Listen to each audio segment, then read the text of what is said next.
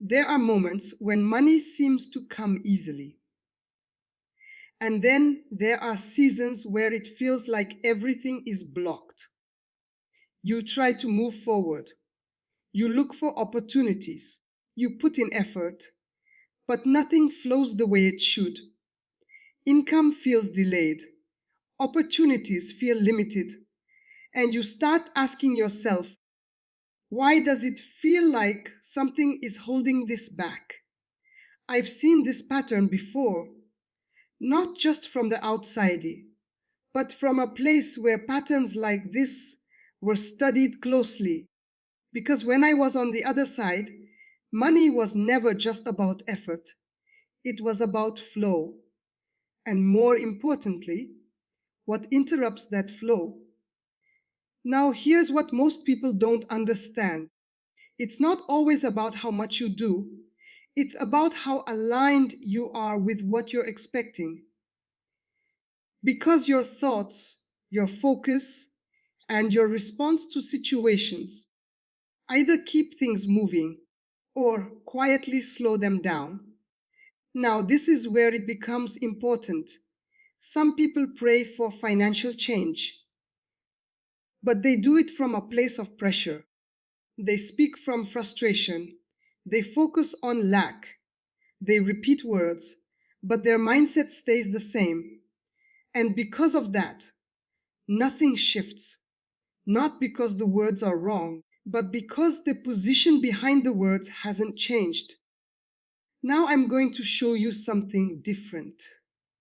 A simple prayer, not long, not complicated, but precise.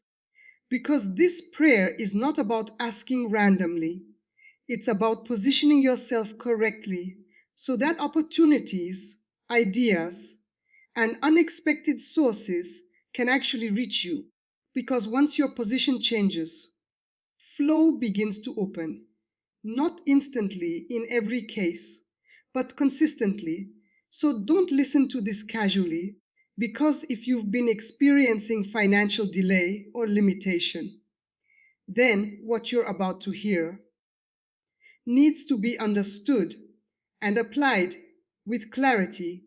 Before anything can open, you have to understand what is closing it, because money doesn't just stop randomly. Flow is either moving or it's being interrupted. When I was on the other side, this was always the first thing we looked at. Not how much someone wanted money, but what was blocking it from reaching them.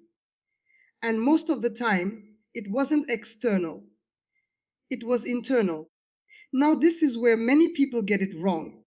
They focus on their situation. They say, there are no opportunities, nothing is working, everything is slow. But they don't realize those thoughts are not just observations, they become positions. And your position determines what you notice, what you pursue, and what you miss. Now think about this carefully. If your mind is focused on lack, you will naturally overlook opportunity. If your attention is fixed on what's not working, you won't see what could work. Not because it doesn't exist, but because your focus is not aligned with it. And this is how blockage happens. Not as something physical, but as something mental. Now, here's what we observed: people who felt financially stuck were often repeating the same internal patterns. They expected delay, they anticipated difficulty, they questioned every opportunity before acting on it. And without realizing it, they slowed their own movement. Now, this is important because you may not be creating the blockage intentionally, but you may be reinforcing it through repetition. The same thoughts, the same reactions, the same hesitation. And over time, that becomes your default. Now, once something becomes your default, it runs automatically. You don't even notice it anymore. but it continues to affect your decisions, your timing, your actions, and ultimately your results. So before you even think about attracting money, you have to remove what is stopping it. Because you cannot receive something consistently if you are positioned against it internally. Now, in the next chapter, I'm going to show you the prayer itself, because once blockage is understood, you need a clear way to reposition yourself. And when that happens, you begin to notice opportunities that were always there, but you couldn't see before. Now that you understand what creates the blockage, this is where the shift begins. Because once you see what has been slowing things down, you can change your position. And this is where the prayer comes in, not as a ritual, not as repetition, but as a clear decision. When I was on the other side, we paid attention to moments like this, because when someone shifted internally, their behavior changed, their awareness changed, and that opened doors that were already there but unnoticed. So this prayer is simple, but it must be said with clarity. I release every pattern of lack, delay, and limitation. I align myself with flow, opportunity, and movement. I receive ideas, connections, and resources from expected and unexpected sources. Now understand this clearly. This is not about saying it multiple times. It's about what happens when you say it once with full awareness. You are not asking, you are repositioning.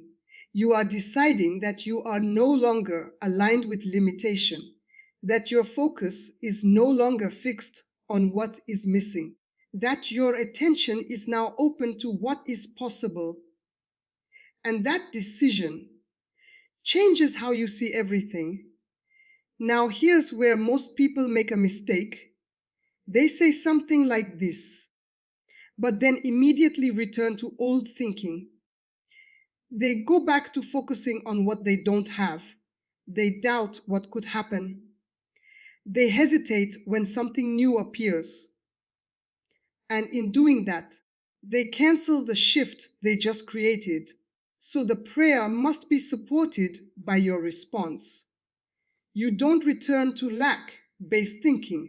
You don't reject ideas too quickly. You stay open. You stay aware.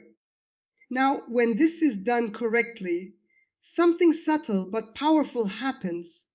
You begin to notice opportunities you ignored before. You start thinking in new ways. You become more responsive instead of hesitant. And that creates movement, not forced movement, but natural flow. Because now you are aligned with receiving instead of resisting. And in the next chapter, I'm going to show you what happens after this. Because once you are positioned correctly, you need to act in a way that supports it. Otherwise, opportunities will appear, but you won't take them. Now, this is where most people miss it. Because they say the prayer, they feel a shift. They become a little more aware. But when opportunity shows up, they hesitate. And that hesitation closes the door they just opened. When I was on the other side, this was one of the most common patterns. People would become aligned for a moment. Their thinking would shift. Their awareness would increase. But when something new appeared, an idea, a connection, a small opportunity, they would question it. Is this really worth it? What if it doesn't work? Maybe I should wait. And just like that, they delayed their own progress. Now understand this clearly. Opportunities rarely arrive in a perfect form. They don't always look obvious. They don't always feel certain. They don't always come with guarantees. Sometimes they appear as small ideas, sometimes as simple conversations, sometimes as steps that seem too basic to matter. But those small moments are often the beginning of something bigger. Now, here's the key: when you are aligned correctly, you must become responsive, not reckless, but responsive. You don't ignore what shows up, you don't dismiss it too quickly, you don't wait for everything to feel perfect. You move with what is clear, even if it's small, because movement keeps the flow open. Now, this is where trust comes in. Not blind trust, but clarity based trust. If something makes sense, if it feels aligned with your direction, you act on it without unnecessary delay, because delay breaks flow.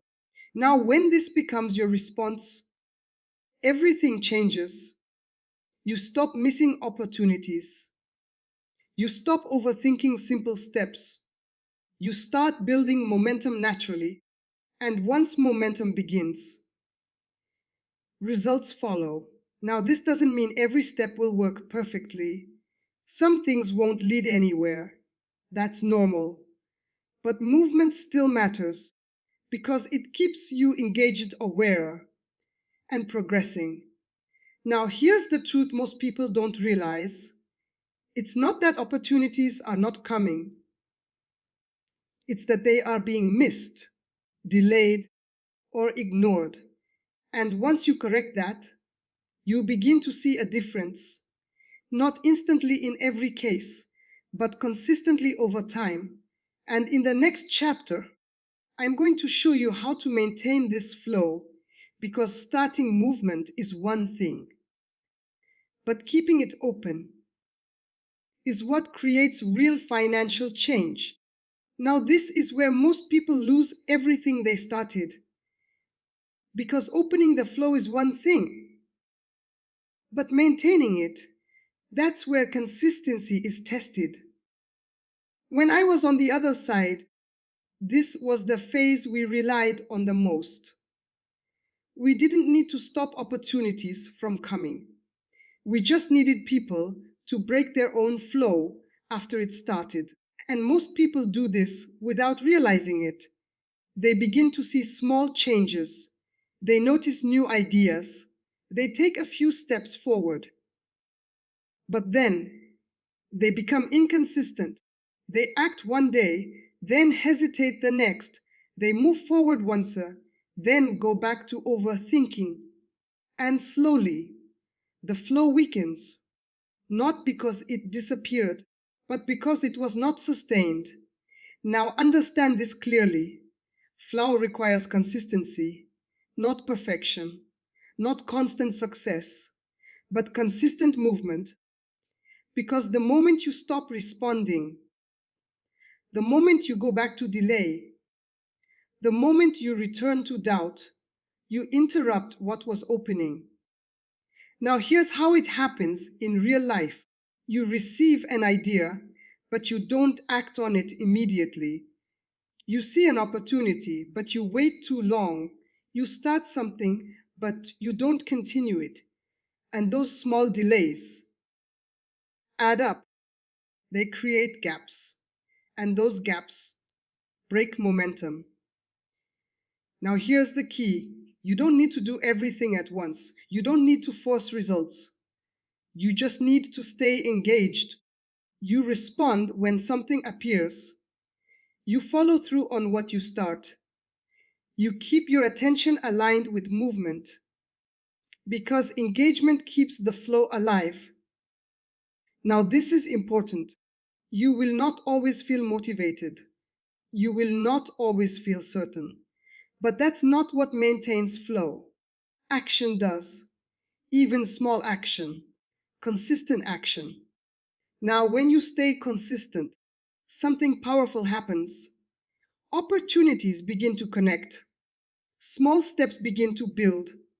What once felt random becomes structured. And that's when you start seeing real change. not just moments, but results.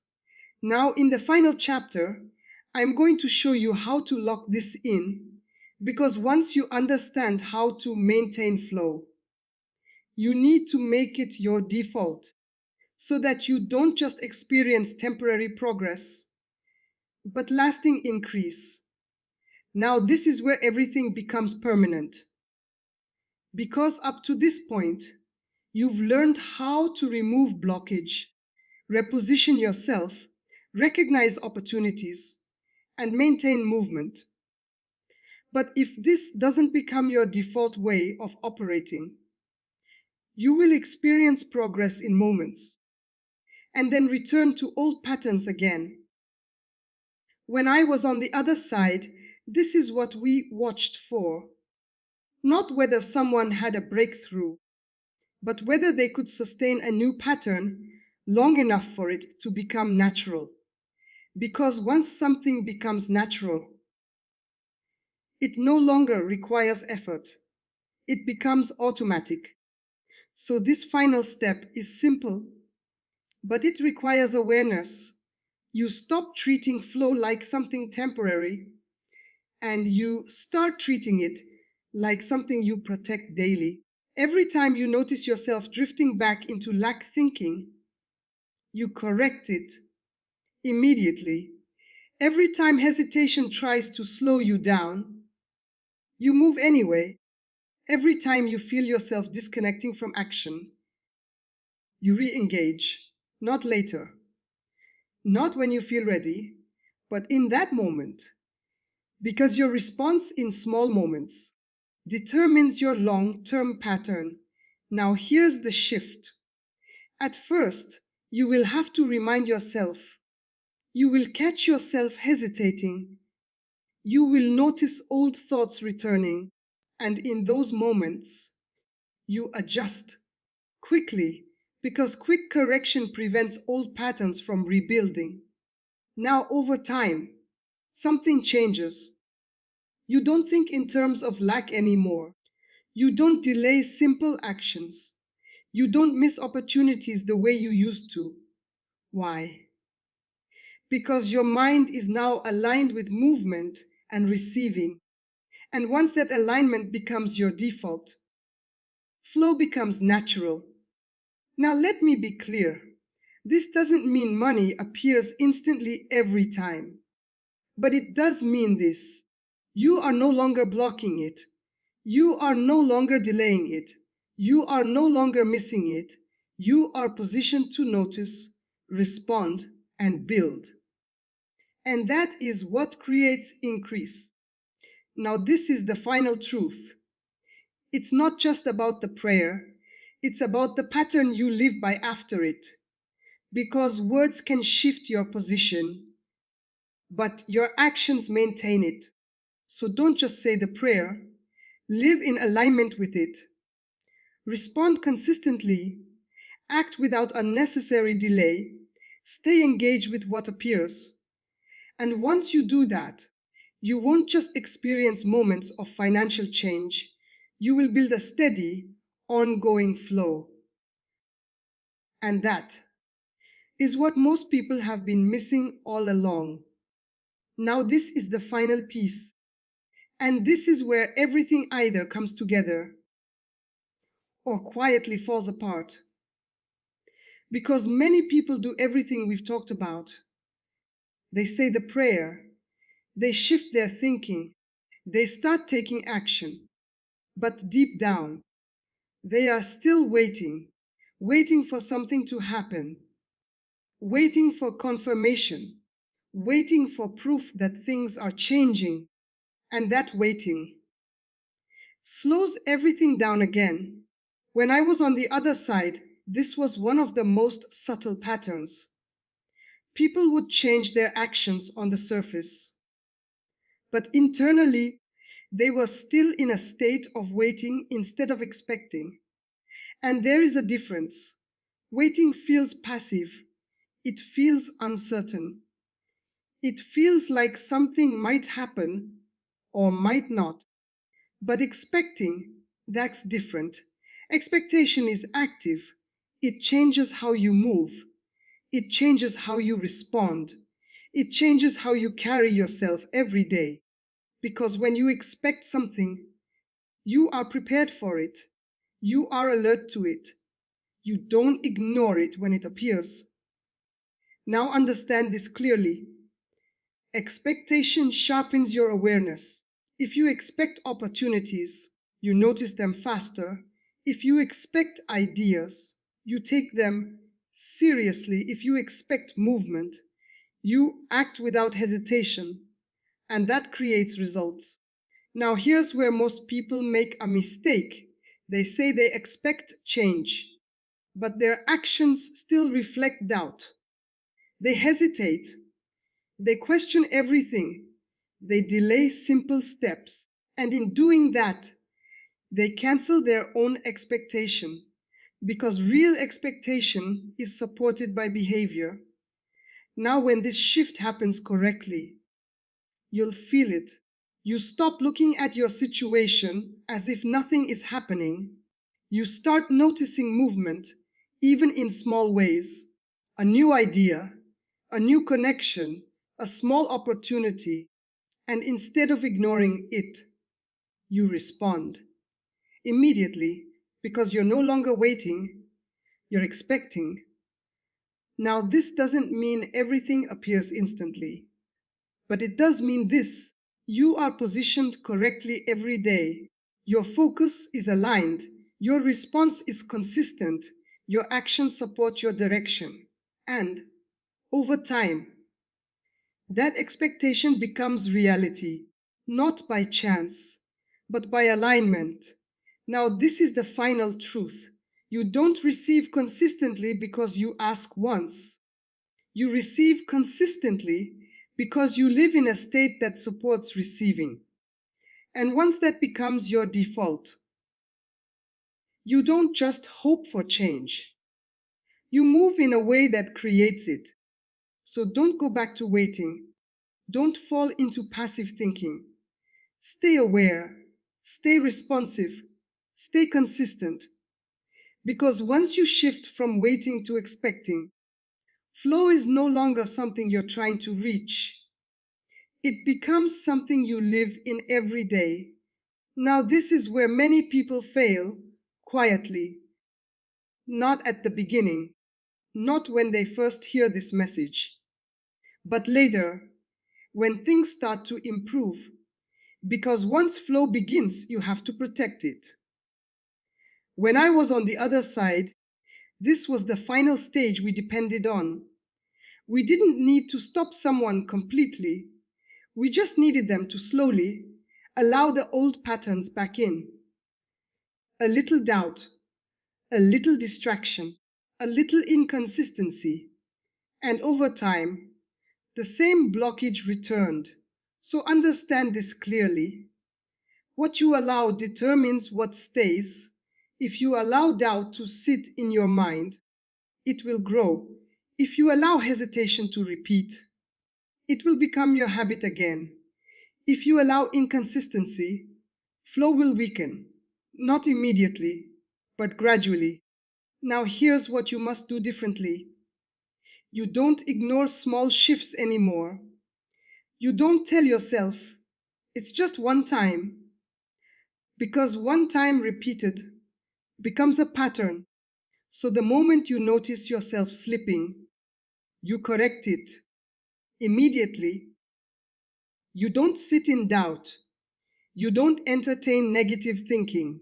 You don't delay action when something is clear. You stay sharp. Now, this doesn't mean pressure. It means awareness, because awareness allows you to protect what you've built. Now, here's the deeper truth. Flow is not something you chase. It's something you maintain by what you refuse to allow. You refuse to go back to lack thinking. You refuse to delay simple actions. You refuse to ignore opportunities when they appear, and that refusal becomes your strength. Now, when this becomes your habit, something powerful happens. Old patterns don't return easily, Delays don't rebuild the same way. Your focus stays aligned without effort because you've removed the space where those patterns used to grow. Now, let me be clear, you will still face moments of pressure. You will still have days where things feel slower. But those moments will not control you because you won't allow them to stay. You'll correct quickly, and quick correction keeps your flow intact. Now, this is how you protect everything you've built, not by doing more, but by allowing less doubt, less hesitation, less inconsistency, because what you remove is just as important as what you add. And once you understand that, you don't just create flow, you keep it. And that is what makes the difference between temporary change and lasting increase.